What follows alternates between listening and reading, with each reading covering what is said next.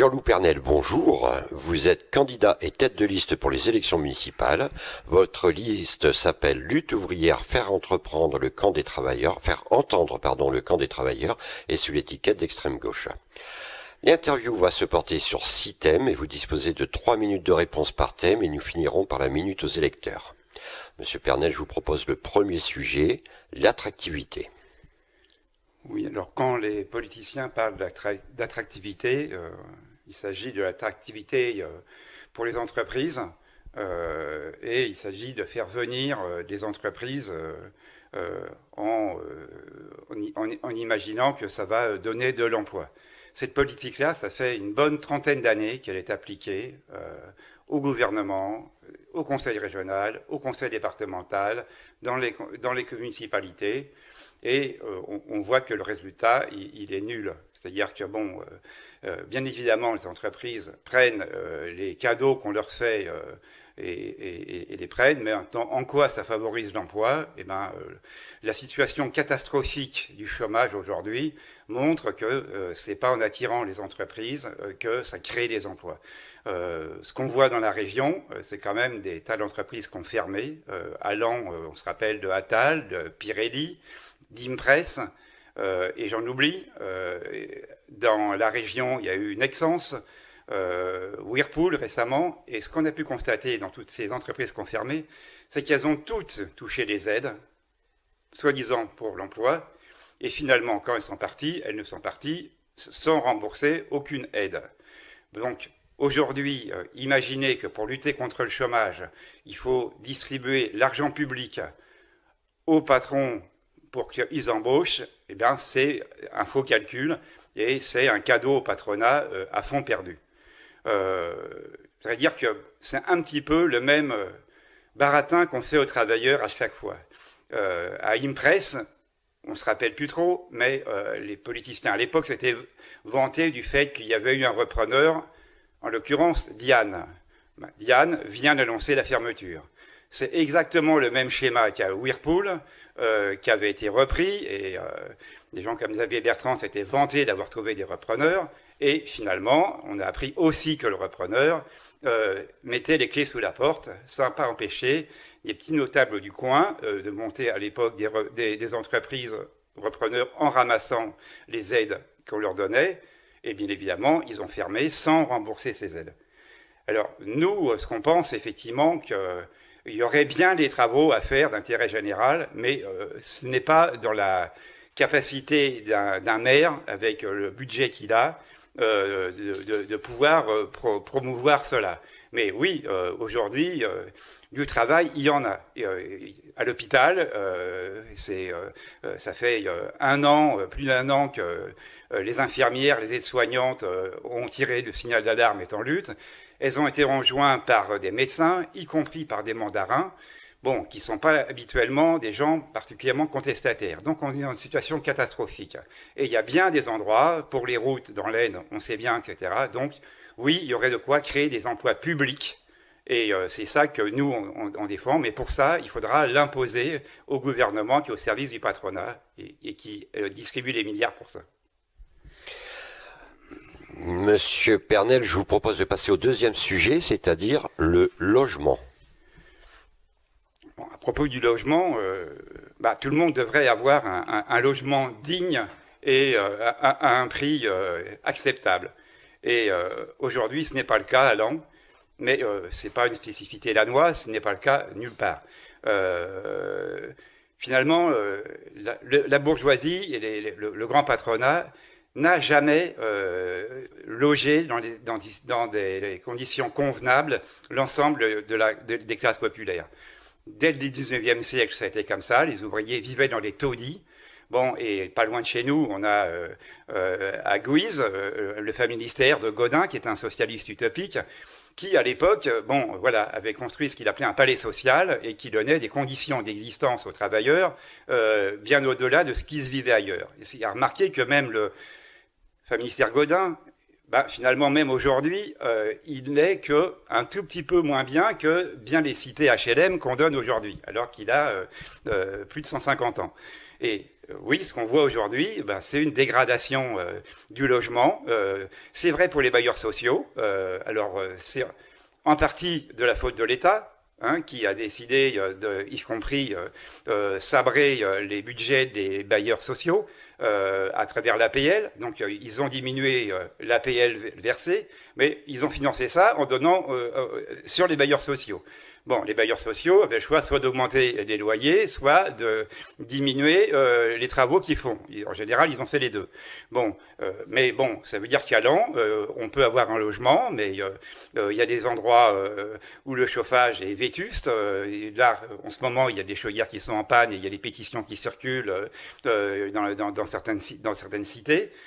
Bon, et c'est une réalité dans le privé.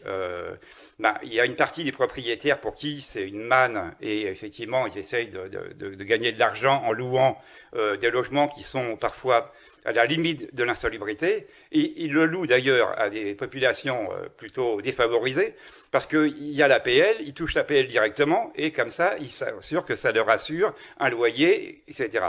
Bon, et puis il y a des propriétaires qui sont, eux, des situations défavorisées, qui ont eu ce logement, mais qui ont parfois du mal même à l'entretenir, et qui des fois se prisent sur le chauffage, etc. Bon, ça pose quand même des problèmes, y compris sanitaires. Je veux dire, chez les bailleurs privés, par exemple, il y a encore des endroits où il y a de l'amiante dans les appartements, y compris des logements qui se dégradent, où les dalles se décollent, et la colle qui servait à ces dalles, c'était des colles qui étaient à base d'amiante. Donc, voilà, il y a des mômes qui aujourd'hui vivent dans ces conditions-là, ce n'est pas quand même ce qu'on peut faire de mieux. Alors oui, il y aurait une urgence à faire un plan, mais ça c'est au niveau du gouvernement qui pourrait le faire, de créer les centaines de milliers d'emplois qu'il faut. Et pour ça, nous, on pense que les travailleurs devraient se battre pour imposer un service public du logement afin de permettre de loger correctement les millions de travailleurs qui créent toutes les richesses dans ce monde. Jean-Loup Pernel, passons au troisième sujet, c'est la sécurité. Alors, à propos de la sécurité, oui, moi je voudrais dire qu'en ce moment, par exemple, l'insécurité, en priorité, c'est quand même celle qu'on vit tous, à travers le coronavirus et à travers la crise de l'économie. Là, il y a quelques jours, les bourses se sont écroulées.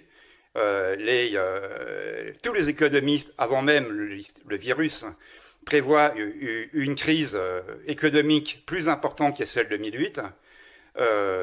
Avec toutes les conséquences que ça pourra avoir en termes de chômage, en termes de fermeture d'entreprises, etc.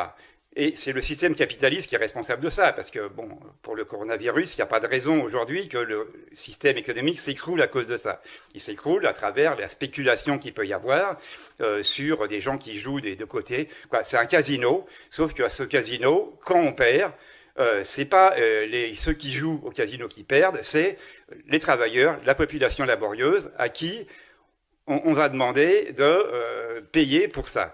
Là, déjà, le gouvernement se veut rassurant en expliquant aux entreprises qui vont les aider, aux banques qui vont les aider d'ailleurs en aggravant la situation, parce qu'ils vont proposer aux banques de prêter de l'argent au-delà de ce qu'ils ont perçu comme réserve. Donc, ça prépare de nouvelles crises. Et bien évidemment, ces sommes-là, on va les demander, c'est sur les travailleurs que ça va se payer. La crise de 2008, aujourd'hui, pour la bourgeoisie, on n'en entend plus parler. Ils ont refait leurs réserves. Juste avant la petite crise qu'on connaît là, le CAC 40 était à des records. Bon, et par contre, pour les travailleurs, oui, la situation s'est pas améliorée. Contrairement à ce que raconte Macron, il suffit pas de traverser la rue pour trouver un emploi. Alors, l'insécurité, c'est ça. Mais bien évidemment, il y a aussi une insécurité dans les quartiers, dont là par contre tous les politiciens parlent, ils font de la démagogie à chaque élection pour dire qu'il faudrait doubler la police municipale, la faire travailler la nuit, mettre des caméras partout, etc. Je ne pense pas que ça soit efficace. Aujourd'hui, les cités, oui, bien évidemment, il y a une délinquance qui pourrit la vie dans les cités, et ça pourrit réellement la vie des travailleurs, et c'est choquant. Bon, mais c'est le résultat d'une société individualiste, dans laquelle, y compris les gens qui crient à peu près cette délinquance-là, couvrent des gens qui tapent dans les caisses de l'argent public. Et nous, on pense qu'effectivement, à un moment donné, les travailleurs, ils ne pourront assurer la sécurité dans les quartiers qu'à travers leur lutte. C'est en reconstruisant un mouvement ouvrier tel qu'il existait avant, avec des gens qui se rencontrent, qui se réunissent, qui se battent contre le patronat et qui se battent contre les dirigeants de la société. C'est à travers ces combats qu'on recréera une solidarité qui permettra de lutter contre cette délinquance. Jean-Loup Pernel, je vous propose maintenant le 4e sujet, le commerce. Oui, alors le commerce, bon, je voudrais dire que oui, il y a en ce moment à Lan, mais là aussi, comme ailleurs, des tas de petits commerces qui ferment leurs portes parce qu'ils ont du mal à s'en sortir, et il suffit de faire les marchés pour s'apercevoir que tous les marchands se plaignent du fait que les gens n'achètent plus rien ou n'achètent pas assez, etc. Et c'est devenu un problème pour les commerçants, mais ce n'est pas la seule catégorie sociale qui est touchée. Les artisans aussi le sont, les agriculteurs par certains côtés aussi, enfin, complètement même. Mais nous, on a un programme pour les travailleurs. Bon, et on pense qu'effectivement, les travailleurs, ils doivent se bagarrer pour les salaires, pour imposer les augmentations de salaire. Et d'une certaine façon, cette perspective-là, elle va dans le sens des commerçants. Là, en ce moment, à Étancourt, on vient d'annoncer la fermeture de Nestlé. Eh ben, tous les petits commerces savent bien que si Nestlé ferme, ça va être dur pour eux. Et quelque part, bah oui, les petits commerçants, les artisans, devraient se sentir solidaires des travailleurs et de leur lutte, parce que finalement, c'est ça qui peut les tirer vers le haut. Bon, les capitalistes ne sont pas les ennemis. Bon, la logique capitaliste, c'est de faire de plus en plus d'écraser les petits, et y compris chez les commerçants, et y compris chez les artisans, et y compris chez les agriculteurs. Les seuls qui représentent une alternative, c'est les travailleurs, parce que eux, quand ils obtiennent des choses, c'est pas aux dépens de quelqu'un. Et par contre, au contraire, ça peut servir, ça servira le petit commerce, les artisans, parce que, bah oui, bien évidemment, les gens achèteront plus de courses. Aujourd'hui, les gens, ils font leurs courses minimum. Il y a des familles à Lan qui ne mangent que des pâtes, et c'est pas dans les petits commerces qu'effectivement, ils vont s'approvisionner. Donc, encore une fois, nous, on a un programme pour les travailleurs, et ce programme de lutte pour les travailleurs, pour imposer que leur pouvoir d'achat augmente, eh ben, il bénéficiera à d'autres catégories de la société. Jean-Loup Pernel, je vous propose maintenant le 5e thème, l'école. Alors, l'école, pour nous, ça devrait être la possibilité pour tous les enfants d'acquérir la possibilité de lire, d'écrire, mais pas seulement, la possibilité de comprendre la société dans laquelle on vit, voilà, d'y adhérer pleinement, donc d'apprendre l'éducation, les choses générales, et puis aussi l'école, de mettre les enfants en rapport avec les arts, la musique, tout ce qui, pour des gens d'ailleurs, tout ce qui pour la bourgeoisie et les enfants de la bourgeoisie est une évidence, mais qui ne l'est pas pour les classes populaires. Alors, le maire, là aussi, n'a que des possibilités très réduites. C'est même pas lui qui fait le choix de fermer des écoles ou pas. C'est pas lui qui fait le choix d'ouvrir des classes ou pas. Là, on a vu que le gouvernement avait mis des classes à 12 élèves par classe dans les cours préparatoires, dans les quartiers difficiles. Alors, c'est une réussite. Voilà, c'est une réussite. Les profs disent qu'effectivement, c'est plus facile, que les mots, c'est plus facile pour eux. Oui, mais bon, déjà, c'est une réponse quand même à tous les ministres qui ont expliqué très méprisant aux professeurs que, mais non, c'était pas une question de nombre, c'était pas une question qui mettant en doute leur compétence à enseigner, en disant, bah oui, c'est peut-être vous qui ne savez pas enseigner, parce que les gens devaient enseigner à 30 enfants. Alors, oui, les enfants dans les milieux et dans les quartiers difficiles, c'est peut-être plus dur, parce qu'ils n'ont pas d'aide à la maison, parce qu'ils n'ont pas un milieu toujours très favorable, etc. Et oui, ce serait bien que les classes de 12, mais comme c'est un succès, ça devrait être quelque chose qui est généralisé. Et pour l'instant, ce n'est pas généralisé. Et c'est pas, voilà. Et en plus, ça s'est fait à moyen constant. C'est-à-dire que là où il y a 12, si on met des enfants à 12, ça veut dire qu'ailleurs, il y en aura plus. Alors donc, nous, on est pour, oui, effectivement, qu'on mette de l'argent là-dedans, qu'on fasse une espèce de plan pour permettre qu'à ce que dans ces quartiers, il n'y ait pas seulement des instituteurs, mais aussi des ATSEM, mais aussi que des psychologues, des orthophonistes. Et aujourd'hui, quand un instituteur signale des problèmes chez les enfants, les rendez-vous, ils sont à plusieurs mois, et voilà, ça ne sert à rien. Voilà, donc nous, on pense qu'effectivement, il faut se battre, et les travailleurs doivent se battre pour que leurs mômes reçoivent une éducation qui leur permette et qui leur ouvre les yeux sur la société dans leur ensemble, et qui s'en sert d'ailleurs pour contester cette société-là et la renverser, parce que c'est une société qui, voilà, pour les enfants de la bourgeoisie, c'est l'éducation avec des sciences générales, pour les enfants des ouvriers, c'est l'apprentissage, et c'est leur filer un boulot le plus tôt possible, et on supprime les matières générales qui permettent justement la compréhension de ces sociétés. Jean-Loup Pernel, nous arrivons au 6e et dernier sujet, le transport. Alors pour le transport, ce qui dépend du maire, c'est les transports sur l'an. Donc moi je suis pour la gratuité des transports sur l'an.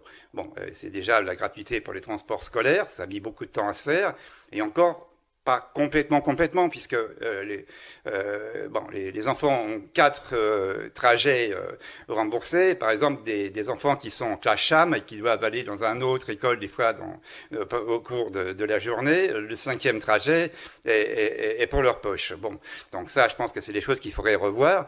Mais de toute façon, nous, on est pour la gratuité du transport,